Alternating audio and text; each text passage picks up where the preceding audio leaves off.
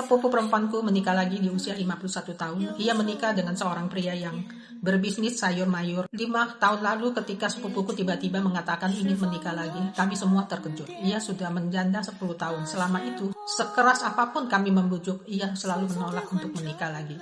Saat suaminya meninggal, ia seorang diri membesarkan 2 orang anak sambil merawat kedua mertuanya. Hidupnya sangat berat. Ia merasa kasihan pada kedua orang tua almarhum suaminya yang harus kehilangan anak di usia tua. Ia merasa bertanggung jawab merawat mereka sampai akhir hayat. Ia juga takut jika menikah lagi anak-anaknya akan diperlakukan tidak adil oleh ayah tiri mereka.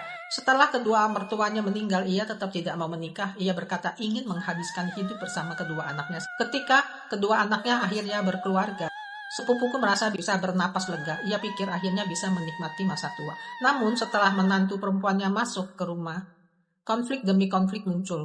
Mereka seperti tidak pernah cocok. Sepupuku akhirnya memutuskan menikah lagi. Awal pernikahannya terlihat indah. Pria yang dikenalkan kepadanya 2 tahun lebih tua darinya. Ia duga mereka cocok sejak awal. Tak lama kemudian pria itu melamar. Ia berkata terus terang, sejak istrinya meninggal ia kewalahan menjalani usahanya sendirian. Sepupuku jujur mengatakan ia masih punya utang 30 juta rupiah. Ia ingin melunasinya dulu sebelum menikah. Pria itu berkata, itu bukan masalah, aku yang bayar.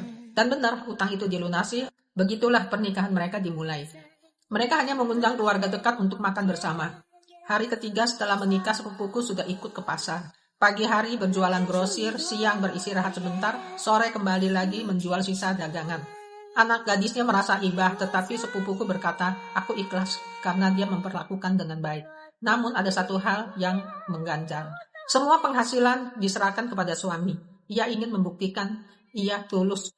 Suaminya menanggung semua kebutuhan, belanja, pakaian, biaya sosial. Tetapi saat sepupuku mengusulkan agar setiap bulan sisihkan 2 juta rupiah untuk tabungan hari tua, suaminya menolak. Alasannya masih banyak hutang. Puncaknya terjadi saat anak gadis sepupuku menikah lagi tapi nggak diberi uang hantaran. Saat itu sepupuku benar-benar hancur.